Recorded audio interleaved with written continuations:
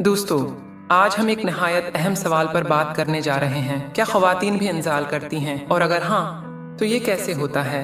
ये सवाल अक्सर जहनों में आता है, लेकिन हमारे माशरे में उस पर खुलकर बात नहीं की जाती। लेकिन हकीकत ये है कि ये इंसानी सेहत और उस दवाजी ज़िंदगी का एक लाजमी हिस्सा है। उस पर बात करना बिल्कुल ज़रूरी है। सबसे पहले ये समझना ज़रूरी है कि ख़वातीन का जिस्म मर्दों से मुख्तलिफ अंदाज रखता है। मर्दों का इंज़ाल एक सीधा अमल है जो सब जानते हैं, लेकिन ख़वातीन का निज़ाम ज़्यादा पेचीदा है। ख़वातीन के जिस्म में ऐसे हिस्से हैं जहां हज़ारों एसाब मौजूद होते हैं। जब इन हिस्सों पर मुनासिब तवज्जो दी जाती है तो औरत के जिस्म में एक ख़ास कैफियत पैदा होती है जिसे हम सुकून, राहत या इत्मीनान कह सकते हैं। अब ये सवाल पैदा होता है कि ख़वातीन के फारिग होने की अलामात क्या हैं। अक्सर औक़ात दिल की धड़कन तेज़ हो जाती है, सांसें गहरी और तेज़ हो जाती हैं, जिस्म में कपकपी या लर्जा आता है और बाज़ ख़वातीन में रुतूबत का इखराज भी हो सकता है। लेकिन ये याद रखना ज़रूरी है कि हर औरत का तजुर्बा अलग होता है। कुछ ख़वातीन को ये सब इलामात महसूस होती हैं, कुछ को सिर्फ ज़हनी सुकून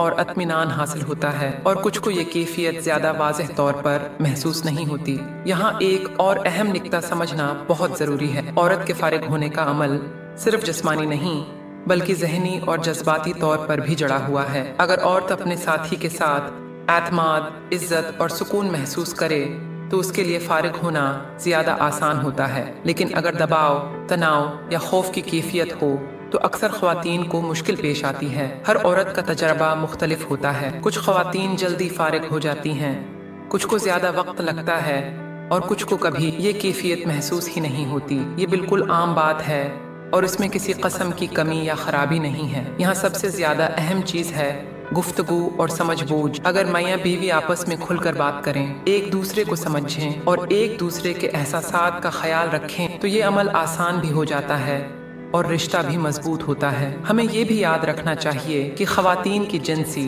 सेहत को अक्सर नज़रअंदाज कर दिया जाता है, हालांकि ये भी मर्दों की सेहत जितनी ही अहम है। अगर किसी औरत को अपने जिस्म या इस कैफियत के बारे में कोई मसला हो तो बेहतर है कि वो माहिर डॉक्टर या माहिर नफ्सियात से रुजुआ करे। ये कदम किसी भी तरह शर्मिंदगी का बायस नहीं बल्कि अपनी सेहत का ख्याल रखने का अमल है। कुछ ख़वातीन के लिए ज़हनी सुकून और एतमाद ज़्यादा अहम किरदार अदा करते हैं। जब वो अपने साथी के साथ महफूज और पर एतमाद महसूस करती हैं तो उनके लिए फारिग होना ज़्यादा आसान हो जाता है। यही वजह है कि रिश्ते में इज्जत, प्यार और एतमाद की अहमियत सबसे ज़्यादा है। ख़वातीन के फारिग होने को कभी भी सिर्फ जिस्मानी ज़ाविये से नहीं देखना चाहिए। ये एक मुकम्मल अमल है जिसमें जिस्म, ज़हन और जज्बात सब शामिल होते हैं। यही वजह है कि बाज़ ख़वातीन के लिए ये न सिर्फ एक जिस्मानी तजर्बा है बल्कि अपने साथी के साथ गहरा रिश्ता कायम करने का ज़रिया भी बनता है। तो दोस्तों, आज की वीडियो में हमने सीखा